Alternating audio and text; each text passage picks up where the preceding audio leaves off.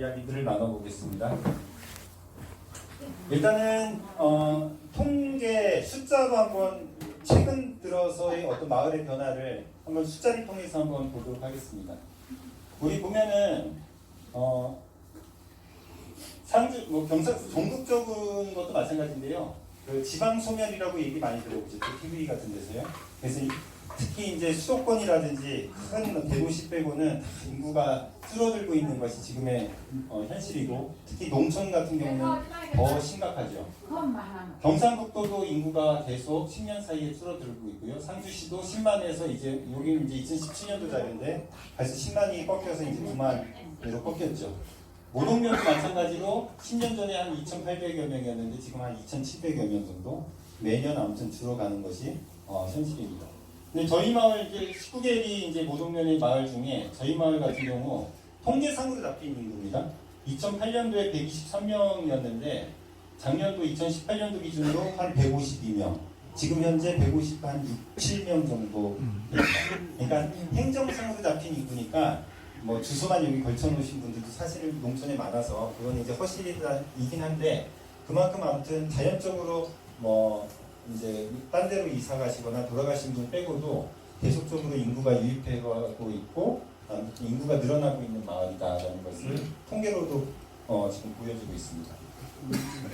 이건 정말 참 신기한 일인데요. 지난 10년 동안 한 해도 거르지 않고 아기가 계속 태어났어요. 한번 더듬어 보세요. 여기 이 주역들이 여기도 곳곳에 계십니다. 여기 뭐 다둥이 엄마 아빠들도 있는데 2019년도에도 2명이 태어났어요. 올해. 그래서 이 역사를 멈추면 안 되는데 내년에 누가 낳지? 이제 뭐 그런 생각들도. 내년에 이장이 나야지 뭘. 예? 이장이 나야지. 이장이 나야 됩니까? 우지복해야 돼. 네. 사실 면 단위에서 저쪽 특히 경상북도 같은 경우는 면 단위에서 아기가 한 명도 안 태어나는 면 단위도 많습니다. 그걸 생각하면 참 값진 일이라는 생각이 듭니다. 인구가 늘어나는, 단순하게 숫자가 늘어나는 것이 또 의미가 있지만은 저는 더 중요하게 여기는 건 요 도표입니다. 뭐냐면 2008년도 제가 아무튼 제가 이 마을에 왔을 때, 처음 왔을 때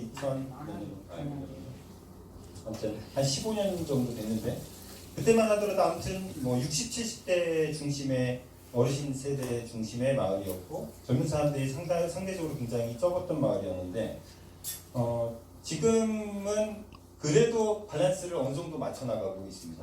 당연히 농촌이기 때문에 어르신 세대가 많이 주축이 되시긴 하지만은 그래도 정말 꼬맹이들부터 해서 어린아이들, 청년들, 뭐 장년들, 그리고 어르신 세대, 이렇게 골고루 세대들이 분포가 되어 있다는 것들, 저는 이게 굉장히 가장 중요하지 않을까 생각이 들거든요. 단순하게 숫자의 증가 이전에, 왜냐하면 우리가 세대 간에 서로 배울 수 있는 것들, 서로 받을 수 있는 것들이 참 많이 있다라고 생각이 들거든요.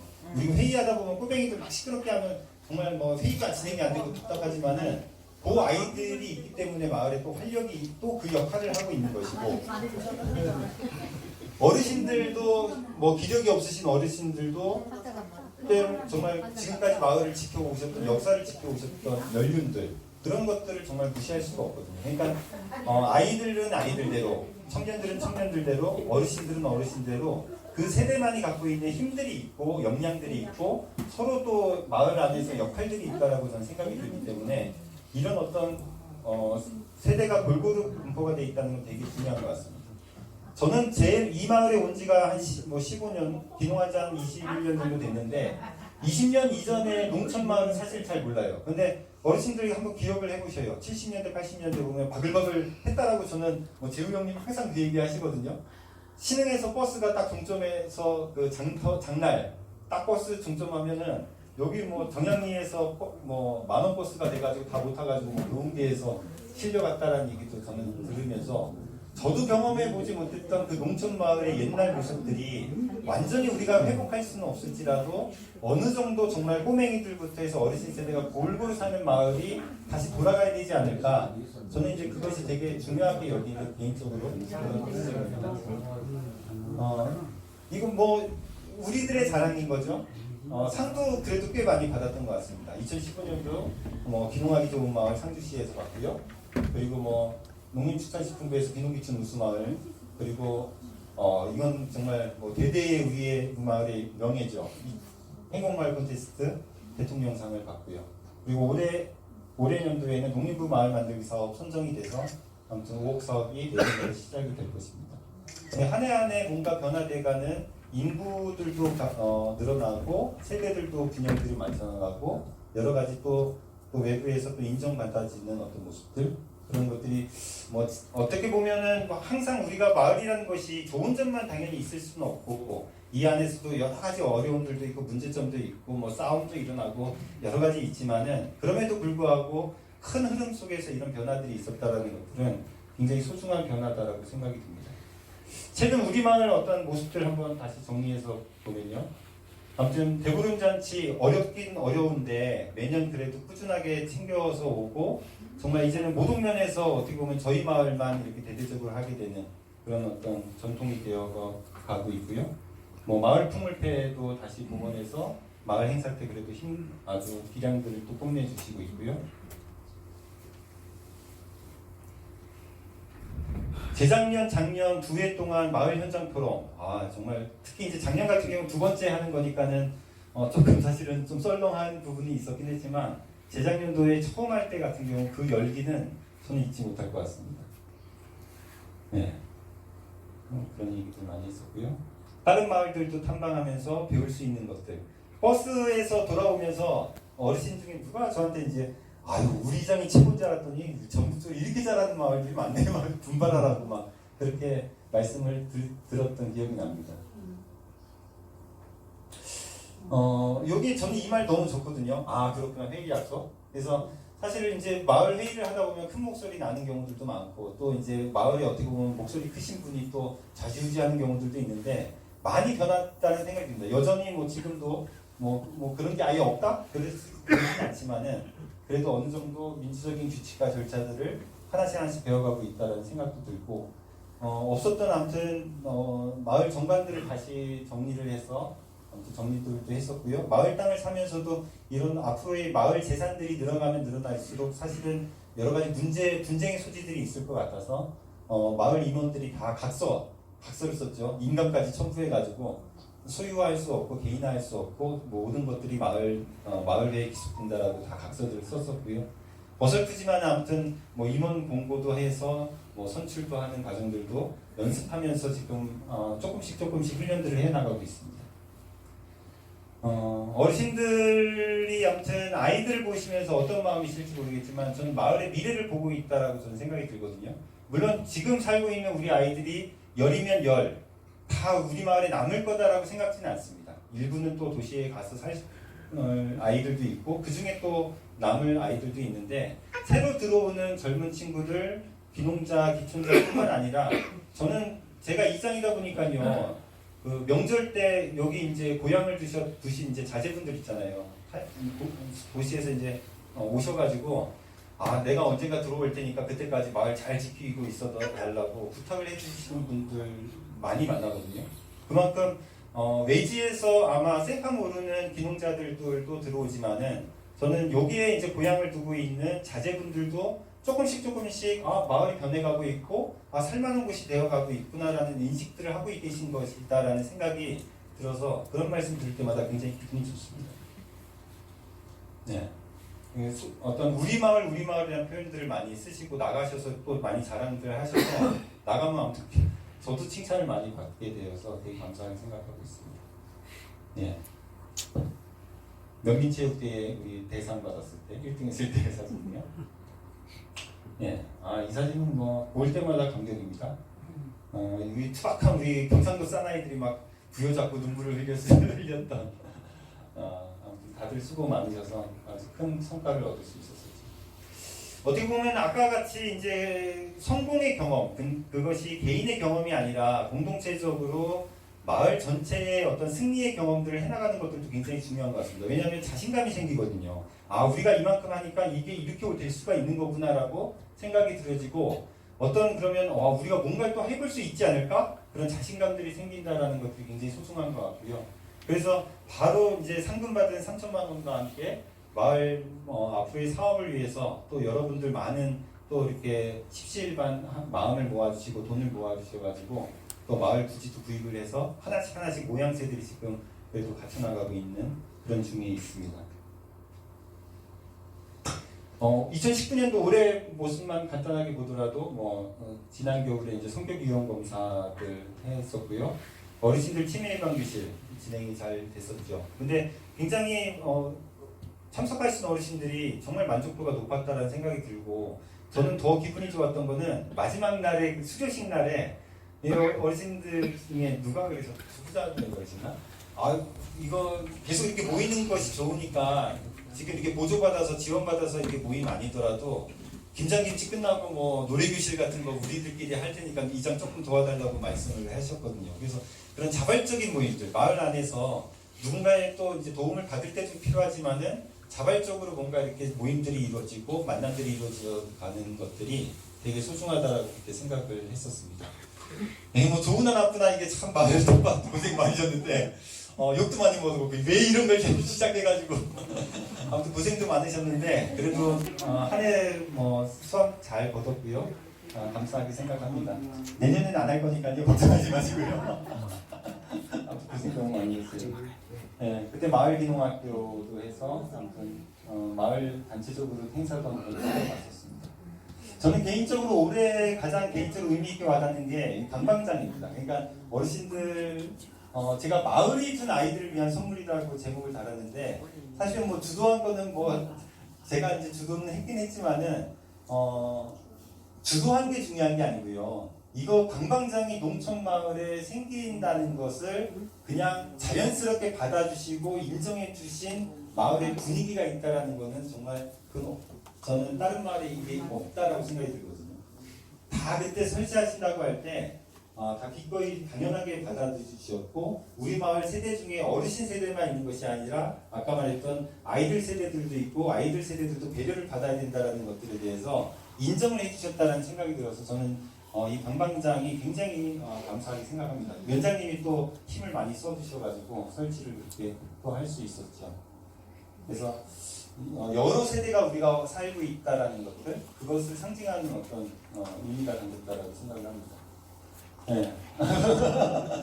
또 누구 일부를 지칭하는 것 같아서 조금 죄송하긴 한데 일부 누군가를 지칭하고 싶어서가 아니라 마을에서 청년들을 품어온다는 것 그리고 아까 전에 세대 간의 균형들을 맞춰 나가는데 아무튼 이 빠진 세대가 분명히 있거든요. 그러니까 지금 기존에 우리 30대 중후반부터 귀농해가지고 지금 자리 잡고 있는 4, 5, 6년 차들 귀농자들이 벌써 이제 40대 벌써 중년의 나이로 넘어갔고 우리들끼리는 우리가 청년이다라고 얘기를 했는데 막상 20대 청년들이 들어오니까 우리가 청년이 아니구나라는 것을 깨달게 되었거든요. 그래서 정말 마을에는 아이들뿐만 아니라 젊은 세대들도 같이 어울려서 살아야 된다라는 그것들 받아들일 준비가 마을에서 돼야 된다라는 것들 그리고 올 때마다 또 흔쾌하게 또 굉장히 반겨주시고 격려해주시는 모습들 볼 때마다 저는 굉장히 흐뭇하게 생각을 합니다.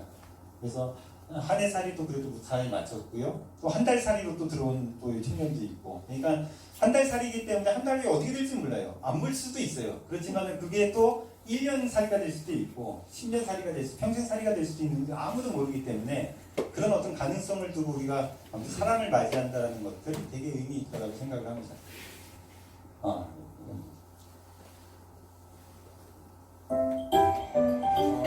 참석해 못하셨던 분들 한번 구경 삼아 잠깐.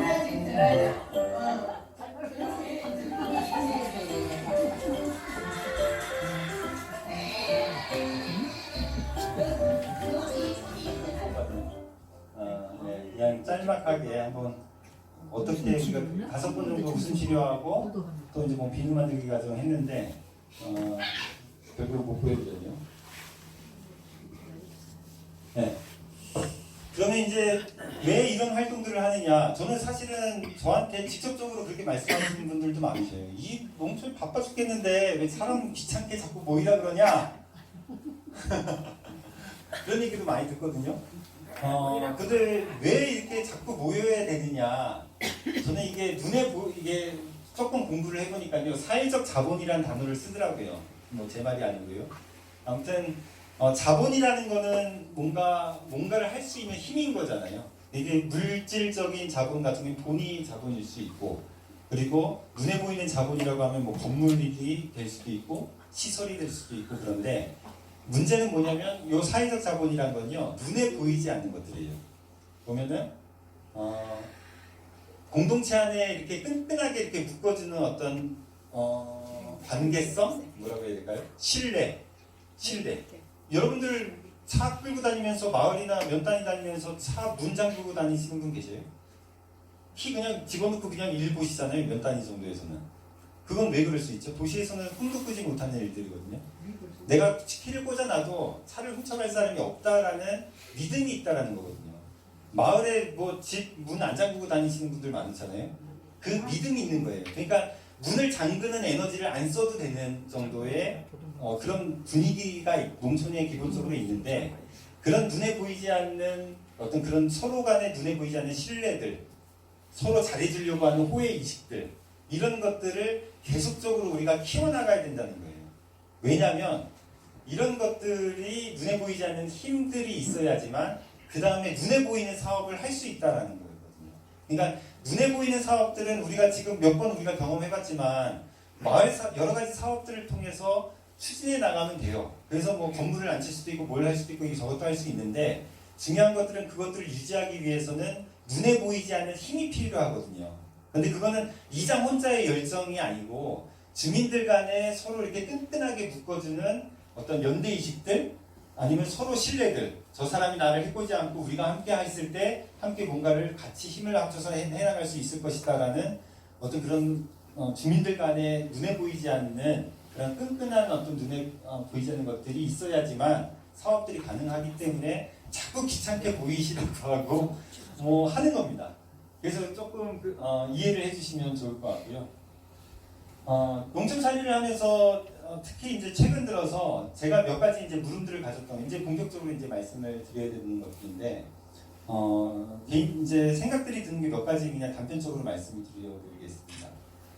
농촌에서 저도 이제 저는 27에 농촌에 왔거든요. 27살 팍팍 될 때 그래 왔는데요. 벌써 48이 돼버렸어요. 이제 근데 네. 저도 65살이 생각해보니까요, 어르신들 앞에서 죄송한 얘기지만 얼마나 뭐 10몇 년 지나면 또 저도 노인 세대로 가는 거더라고요.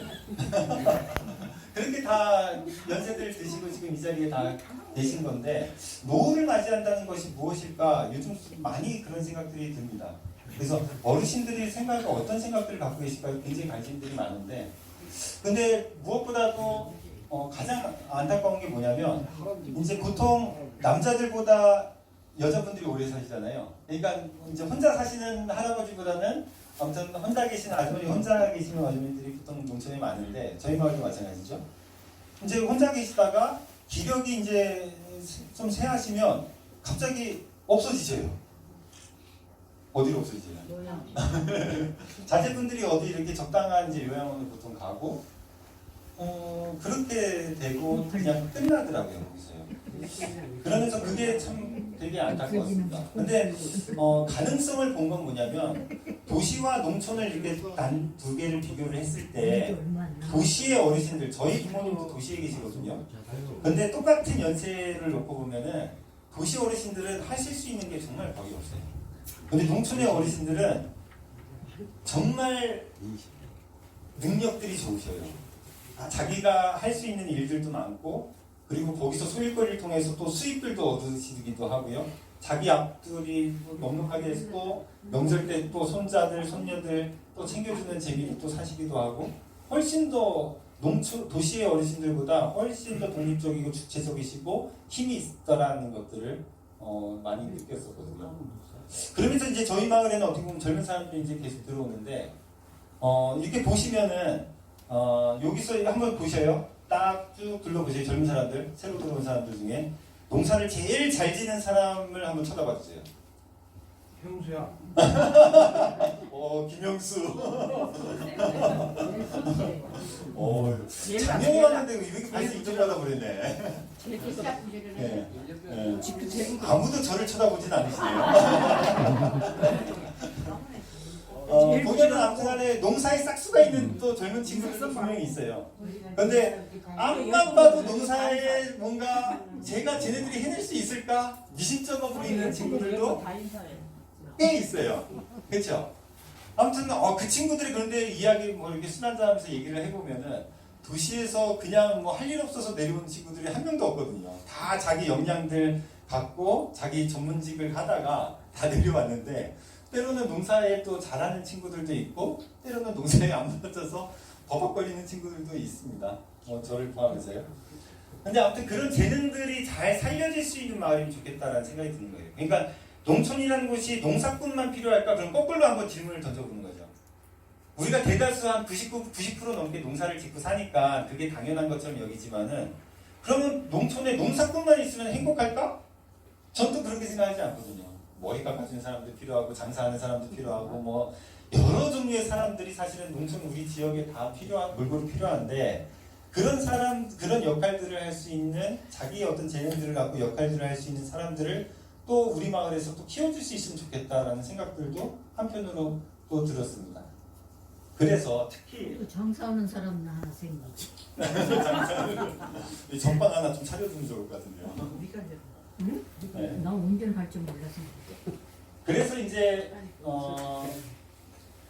제 나름대로 같이 이제 어르신들이랑 이야기를 나누면서 정리들을 한번 꿈들을 한번 정리를 했던 게 크게 두 가지입니다. 첫 번째는 이제 세대 통합적 어울린 마을, 뭐 말을 좀 앞에 좀 막 적적 어려운 말들 썼는데요. 어울리는 마을입니다. 근데 여러 세대가 어울린다라는 거죠. 그러니까 기존에 아마 그 이전에는 있었지만 최근 한 20-30년 동안 없어졌었던 젊은 세대들에 익숙하기 때문에 어르신 세대만 있었던 마을에서 이제 젊은 사람들, 아이들, 청년들, 장년들, 어린 세대 골고루 같이 어울릴 수 있는 마을이 되었으면 좋겠다. 그리고 같이 화합하는 마을이면 좋겠다. 그리고 각 세대가 갖고 있는 힘들을 잘 드러낼 수 있는 마을이면 좋겠다. 그런 꿈을 하나 크게 일단 꿔고 있고요. 두 번째는 지금 현재 어르신들도 계시고 저도 결국 늙을 것이고 젊은 친구들도 우리 노인 회장님이 그저께인가 그 말씀하시더라고요. 나는 젊어봤지만은 너희들은 늙어봤냐? 그런 말씀하시던데 진짜죠. 젊은 사람들 결국 또 이제 그 순서대로 이제 갈 건데 아무튼 노후가 걱정이 없는 마을이면 좋겠다. 가급적이면 모든 것들을 마을에서 책임질 수는 없겠지만 당연히 개인이 책임질 영역도 있고 아니면 자기 가족이 책임질 영역들도 있지만은 최소한의 어떤 마을에서 그래도 내가 늙어도 뭔가 마을에서 어느 정도 돌봄이 가능한 마을이면 좋겠다.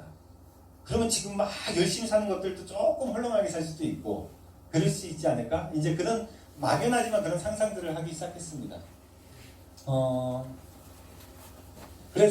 그런데 우리 마을이라는 곳은요, 농촌 마을은 도시랑 다르게 기본적으로 기존의 기본적인 어떤 관계망들이 잘 그래도 되어 있어요. 물론 이제 전체가 다 되어 있지는 않고 또 각자가 하기 나름인 것 같아요. 왜냐면은 뭐 또 끼리끼리 모이시기도 하고 그러기 때문에 하기 나름이긴 하지만은 어르신들끼리 계시다가도 아유 누구 댁 요즘에 안 보이는데 잘 지내고 있나? 이런 질문들이 이루어지고 전화라도 한번 해볼까? 이렇게 하면서 서로 상호 돌봄이라고 그러죠. 서로 돌봐주는 그런 어떤 체계들이 기존의 저희 마을에 그래도 어느 정도는 잡혀 있거든요. 근데 이제 거기에 플러스 아쉬운 건 뭐냐면 그것까지는 좋은데 좀 더 체계 있는 돌봄 서비스가 있으면 좋겠다. 왜냐면은 저도 이렇게 이장 일을 하면서 어르신이 편찮으시고 뭐 집에서 나오시지 못한다 그러면 마음은 안타까운데 저도 개인적으로 농사를 짓고 다른 일들이 있다 보니까 마음만큼 그만큼 따라가지지 못한다는 거예요. 저뿐만 아니라 아마 여러분들도 다 같은 마음일 거라는 생각이 들거든요. 좀 더 그러니까 기본적으로 갖고 있는 상호 돌봄의 어떤 능력들, 마을이 갖고 있는 능력 플러스 뭔가 전문적인 체계적인 돌봄 서비스가 마을 안에서 이루어질 수 있으면 좋겠다. 이제 그런 생각이 들었습니다. 그래서 노년의 삶이 마을 안에서 돌봄과 요양, 건강관리, 평생교육, 생활지원이 가능한 마을이 될 수 있으면 좋겠다. 그리고 그런 어떤 돌봄의 역할들을 할 수 있는 것을 젊은 사람들이 일자리로 해서 젊은 친구들, 농사짓는 젊은 친구들도 필요하지만은 그런 어떤 복지 영역의 젊은이들이 또 그 일들을 하면서 마을에 또 좋은 기운들을 끼치고 그리고 자기 소득을 또 만들어 나갈 수 있으면 좋겠다. 그런 생각들을 막연하게 하기 시작했습니다. 조금 더 자세하게 말씀드리면 두 가지 꿈이라겠죠. 세대 통합적 어울림 마을, 여러 세대가 어울리는 마을.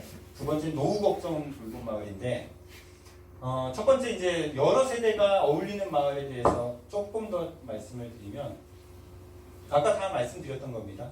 저는 이제 전체가 모두가 다 맨날 뭐 전체가 다 해야 된다 그렇게 생각하지는 않습니다. 그렇지만 1년에 이렇게 몇 번이라도 전체가 어울릴 수 있는 거리들을 계속 만들어 나가는 것도 중요한 것 같아요. 그래서 지금 이제 12월 27일 날짜 잡았죠. 마을 총회 및 송년회죠. 송년회 이제 마을 주민 전체가 모이기도 하고 27일? 또 이제 봄에 27일입니다. 대보름 잔치 그리고 뭐 우리 중간중간 하고 있는 각종 문화 행사들 이런 걸 통해서 그래도 농촌이라고 하더라도 맨날 얼굴 볼 것 같지만은 요즘은 다 농사가 개인화되고 전문화돼 가지고 사실 같은 동네 살면서도 얼굴 못 보는 경우들이 허다합니다. 사실은요. 그렇기 때문에 중간중간 이런 거리들을 통해서 그래도 아이고 요즘 잘 지내 하면서 서로 이렇게 도닥거릴 수 있는 어떤 거리들을 계속 만들어 나가는 것들 정말 중요하다고 생각됩니다. 두 번째는 뭐냐? 전체가 모이는 것들도 중요하지만은 결국은 끼리끼리가 정말 중요하다고 생각합니다. 근데 문제는 끼리끼리가 배타적인, 그러니까 너는 안 돼, 우리끼리야. 이게 문제이지 서로 마음 맞는 사람들, 서로 비슷한 세대들끼리 어울려 모이는 것이 나쁜 건 절대로 아닌 거죠. 그게 오히려 자연스러운 거죠. 그래서 뭐 노인의 뭐 회로 따지면, 조직으로 따지면 노인의 뭐 분녀회, 저희 마을에 청년회가 없는데 이번에 총회 때 저는 이걸 안건으로 좀 올려서 청년회, 어떻게 정확하게 말하면 남청년회가 되는데 아무튼 청년회 조직도 만들었으면 좋겠습니다. 그것뿐만 아니라 여러 가지 각종 동아리 소모임들 끼리끼리 서로 마음 맞는 사람들끼리 또 모여서 같은 또 비슷한 또래들끼리 모여서 또 이렇게 하면 뭐 아마 간간히 보실 거예요. 이 청년들 저녁에 여기 와서 노래방 문 막 닫아놓고 노래방 기계 틀어놓고 노래 부르거든요. 그러니까 친구들끼리 모여서 그런 끼리끼리 문화들 그런 것들도 마을 안에서 골고루 있고 그런 끼리끼리 모임들이 전체로 또 화합할 수 있는 그런 어떤 마을이 되었으면 좋겠다는 생각이 들고요. 세 번째는 특히 이제 농촌은 뭐니 해도 노인 세대가 주인공입니다. 왜냐하면 가장 많은 세대이시고 그리고 그만큼의 또 노력들과 또 연륜들을 쌓아 오셨고요.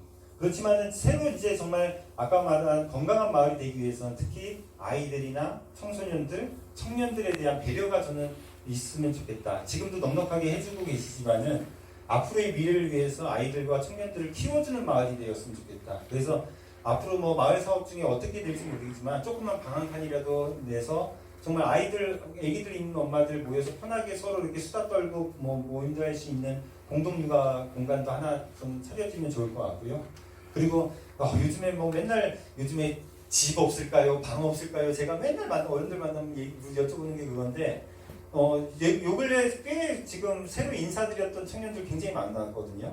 근데 이제 집이 없어서 지금 대기번호 끊고 지금 대기 중에 있는데 정말 그런 청년들을 위해서 마을 사업 저 귀퉁이에다가 청년하우스 뭐 1년이든 3년이든 아무튼 거주할 수 있는 임시주택 같은 것들도 정말 들어와서 1년에서 3년 정도 그래도 거주하다가 자기 기반을 닦아서 자리를 잡을 수 있는 그런 어떤 뭐 전초기지 뭐 그런 공간들도 마을에 있으면 좋겠다. 그래서 좀 더 편하게 마을에 진입할 수 있으면 좋겠다. 그런 생각들이 듭니다.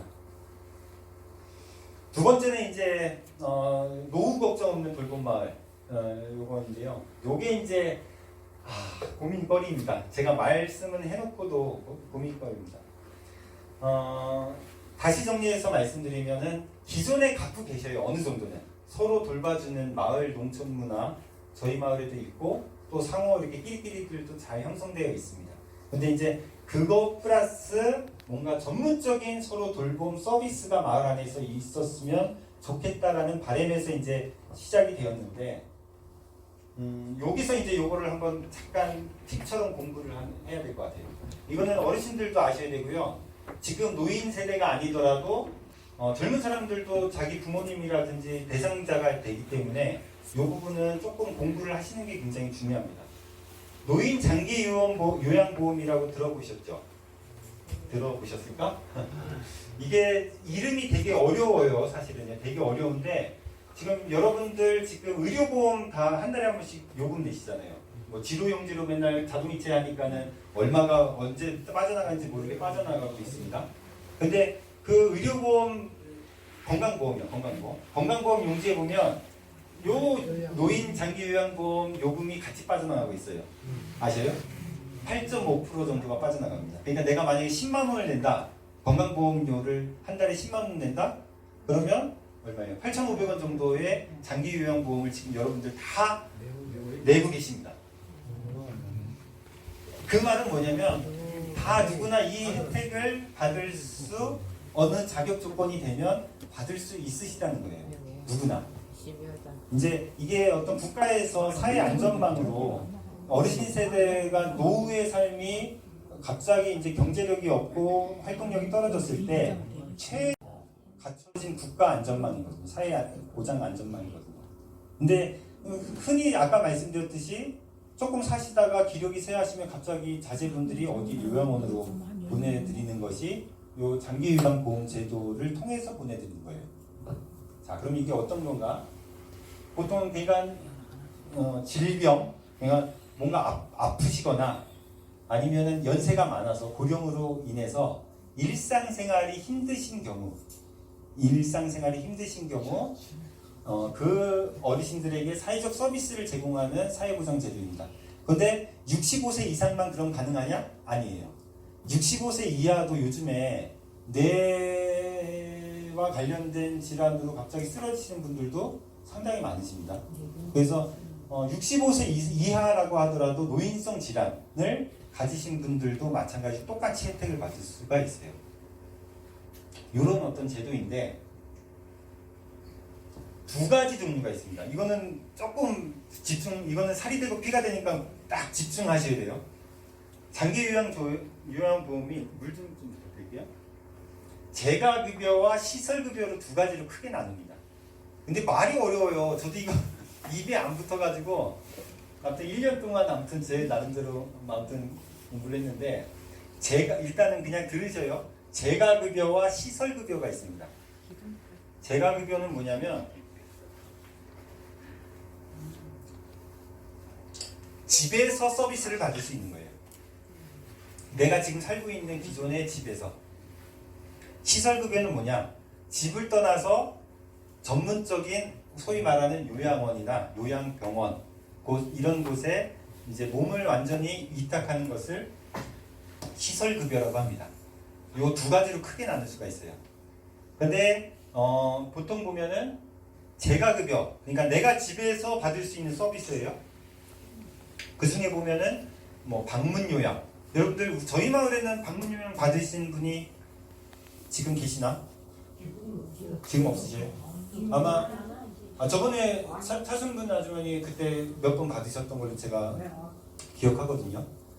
그러니까 요양사 선생님이 우리 집에 찾아와서 나에게 필요한 어떤 생활적인 도움들을 서비스를 제공을 받는 거예요. 직접 집 오셔서 일정한 시간, 하루에 뭐 보통은 한 3시간 내외에서 2시간. 예. 선택이긴 한데 아무튼 그렇게 받을 수 있습니다. 가끔 여기 보면 이제 황간일 그 방문 목욕차 녹색 트럭 왔다 갔다 하는 거 보시죠. 그래서 요양사 두 분이 오셔가지고 아무튼간에 목욕까지 힘드신 분들 어르신들을 또 목욕해주는 서비스입니다. 네, 그렇죠. 모동에서 서비스를 받으신 분들은 꽤 있으세요. 방문 간호, 이건 말 그대로 이제 편찮으신데 의사의 처방에 의해서 간호사가 또 와서 여러 가지 서비스들, 의료 서비스들을 제공하는 그런 서비스입니다. 뭐 복지용구 같은 경우는 이제 필요한 이제 우리 끄는 어떤 그거라든지 뭐라고 그러죠? 휠체어라고 그러나요? 그것도? 아무튼 그런 것들 여러 가지 서비스를 받는 것들이고요. 요거는 보통 이제 그러니까 내가 집에서 몸이 좀 불편할 때 아무튼 그 등급 안에 자격이 들면은 아무튼 이런 서비스를 받을 수가 있어요. 그리고 이제 조금 구분되는 게 뭐냐면 조금 다른 게 주간보호센터라는 게 있어요. 주간이 붙어요. 이게 뭐냐? 딱 이름에서 떠올리듯이 아이들 우리 여기 어린이집 차 와서 어린이집 가서 아이들 낮 동안 지내다가 오후 늦게 이제 와서 이제 부모님이 봤잖아요. 똑같이 그것처럼 어르신들이 여기 이제 주간보호센터에 차를 타고 가서 낮 동안은 거기서 여러 가지 뭐 교육 프로그램들 아니면 여러 가지 의료 서비스 이런 것들을 받으시고 나서 그리고 이제 퇴근해서 오셔서 또 저녁에는 집에서 또 보내시는 그런 서비스를 받는 것입니다. 그게 이제 아무튼 주간보호센터도 마찬가지로 내가 집에 일단 있으면서 왔다 갔다 하는 거예요. 그런 서비스가 재가급여 서비스라고 하고 이런 어떤 금방 말씀드렸던 방문 서비스랑 주간보호센터 이런 종류들이 있습니다. 그럼 요거랑 다르게 시설급여는 그냥 아마 확연하게 그냥 딱 아실 거예요. 시설급여는 당연히 그냥 이 내가 살고 있는 이제 짐들을 다 털어내고 요양원이나 요양병원에 아예 가시는 것이 시설급여 구조입니다. 네. 두 가지로 이제 크게 나뉜다고 생각하시면 되고요. 저요? 저는 편한데.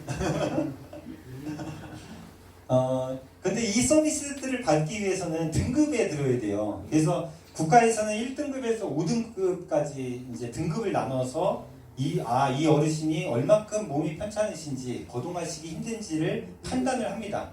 그래서 침대에서 거의 움직이지 못하신다 정도 되시는 등급이 1등급이셔요. 그리고 뭐 등급이 점점 낮아질수록 활동이 조금 1, 2등급은 아무튼 침대에 거의 있으신 정도의 등급입니다.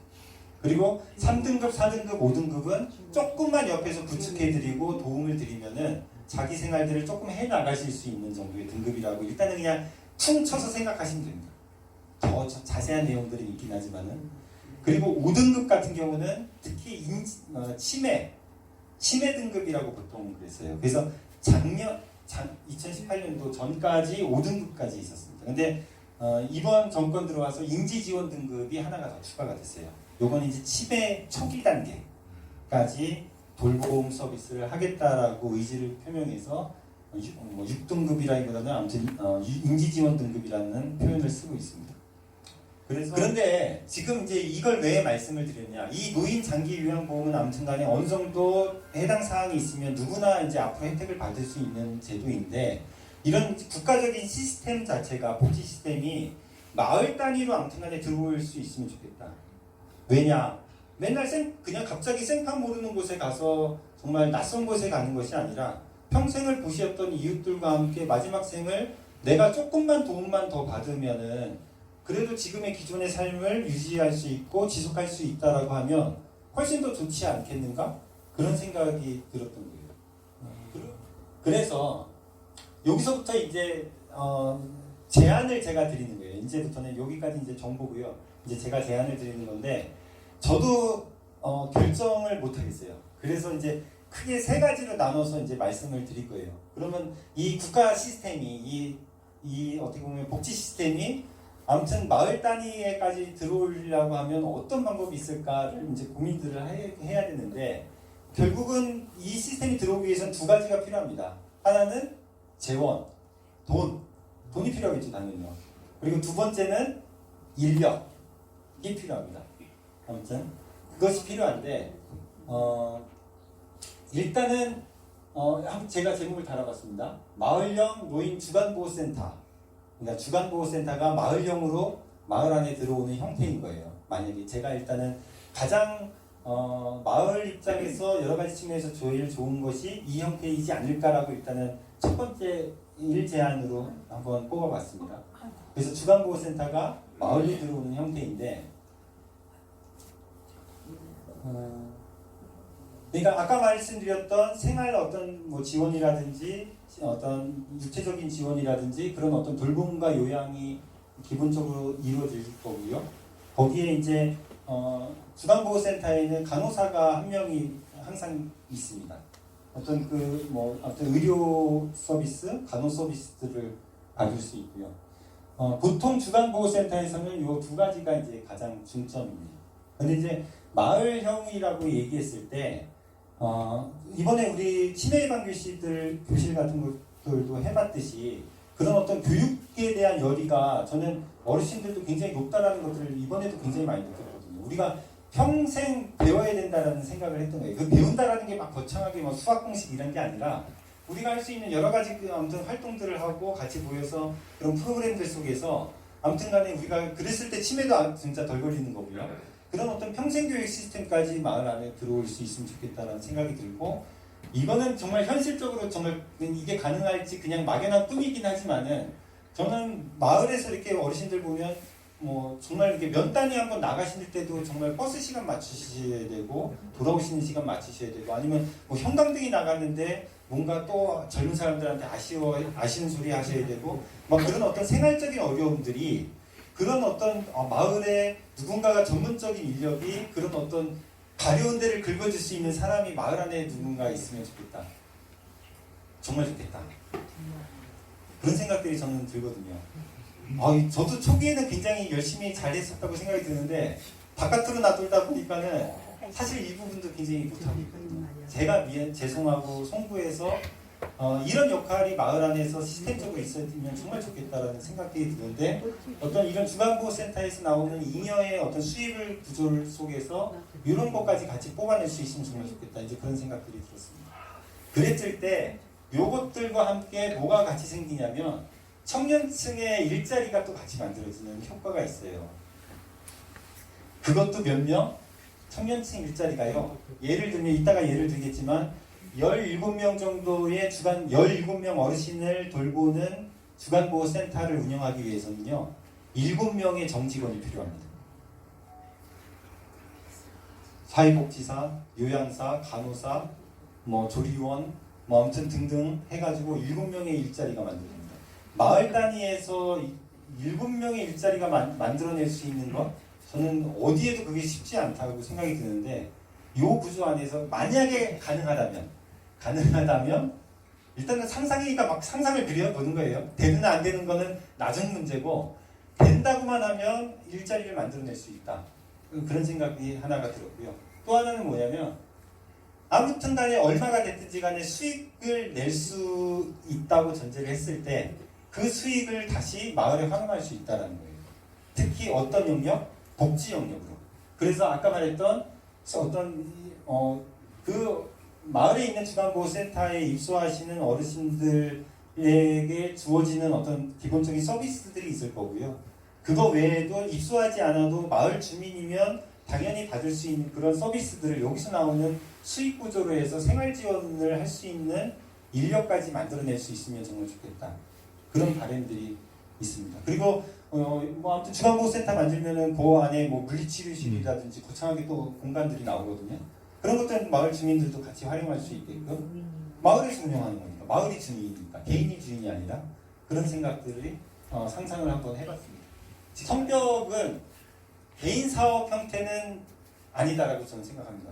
제가 아무튼간에 앞에서 준비들은 지금 하고 있지만, 아무튼 이것이 어떤 개인 사업으로 가서는 안 된다. 마을 사업이어야 된다라는 것들, 그리고 거기서 나온 수익들은 다시 마을로 환원돼야 된다라는 것들.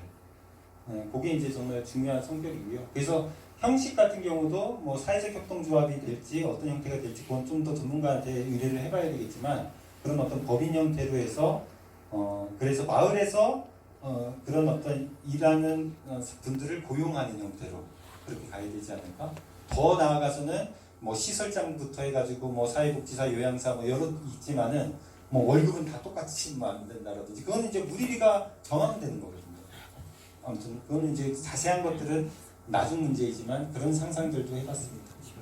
그래서 이 예를 아까 드렸듯이 17명의 입소 정원 노인 주간보호센터가 만약에 들어선다고 하면 건물이 50평, 법적으로 50평 정도가 필요해요. 아이고야, 여기서 이제 문턱이 높아졌습니다. 50평 정도의 면적의 건물이 있어야 됩니다.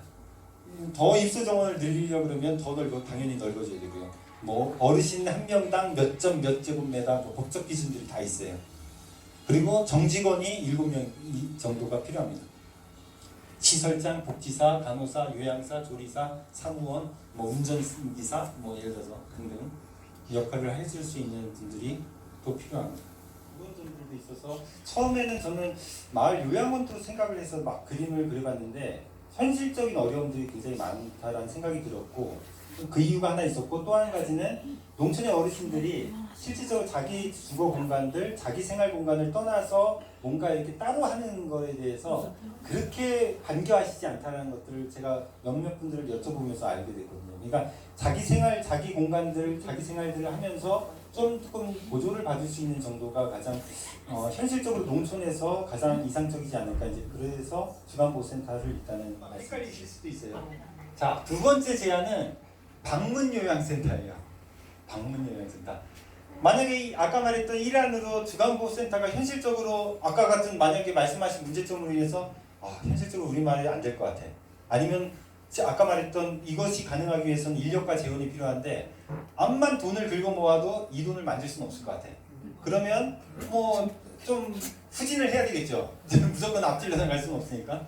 두 번째 안으로 조금 더 이제 작은 규모로 해서 방문 요양센터를 일단은 두 번째 안으로 한번 내걸었어요. 자, 일단은 헷갈리지 마세요. 아까 말씀드렸던 거는 주간보호센터. 이거 어르신들은요, 이거 아셔야 돼요. 어차피 이게 우리 당장 이제 언제 닥칠지 모르는 부분이기 때문에 우리가 다 입에 이게 배워놓는 건 좋은 거거든요. 꼭 마을에서 이루어진 안 이루어진다를 떠나서 생활 상식으로 가져가시면 도움이 됩니다.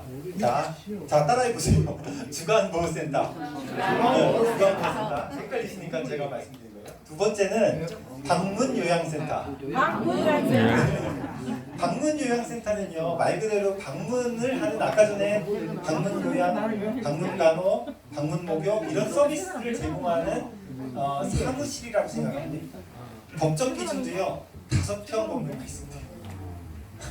그러니까 거기 왜냐면은 그 사무실로 어르신들이 찾아오는 개념이 아니고 방문 요양사들이 그 센터를 기점으로 해서 거긴 사무일만 보는 거고요. 실질적으로 집집이 찾아가는 것이기 때문에 방문 요양 센터 같은 경우는 면적이 많이 필요가 하지 않습니다. 5평. 이건 조금 느낌이 이건 좀 만만한데 이런 느낌도 들죠. 네, 아무튼 그렇습니다. 대신 아까 전에 말씀드렸던 서비스들이 많이 이제 줄게 되죠. 어쩔 수 없는 거예요. 그러니까 일단 아까 출퇴근하는 주간 어떤 효치원, 보통 유치원 같은 효치원 같은 개념은 없는 거고요. 직접 이제 찾아가는 돌봄과 요양 서비스들은 제공을 할 수가 있습니다. 그런데 아까 뭐 의료 서비스들도 약간의 아까 방문 간호 서비스가 있기 때문에 일부 약간은 제공이 가능할 수 있겠죠. 평생교육도 뭐 중간중간 우리가 뭐 보건소를 쪼르든지 뭐 시청을 쪼르든지 해서 여러 가지 프로그램들 뭐 모으면은 또 뭐 간간히는 또 할 수는 있을지도 모르겠습니다. 생활 지원은 뭐 조금 어렵지 않을까 그런 생각들이 듭니다. 일자리 부분도 마찬가지로 아까 말했던 뭐 정직원 뭐 7명 이거는 이제 뭐 꿈처럼 날아가는 거고요.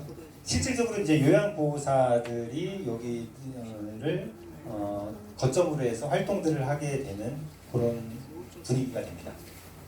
농촌 지역 같은 경우는 5명 이상의 요양보호사가 있으면 방문요양센터가 가능합니다. 그래서 조금 아까 전에 주간보호센터 봤던 것보다는 조금 만만한 정도입니다.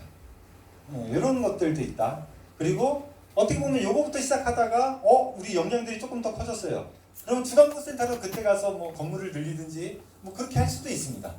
또 그것도 해보다가 우리 역량이 커서 진짜 마을형 한번 요양원은 요양센터를 한번 만들어보자. 그럴 수도 있는 겁니다. 그건 이제 앞일은 어떻게 될지 모르지만 현실적으로는 어떻게 보면 접근성은 좀 편하다. 일단 그거를 일단 말씀드리고 싶습니다. 수익의 마을 환원 부분에서도 조금 아마 빈약할 거예요.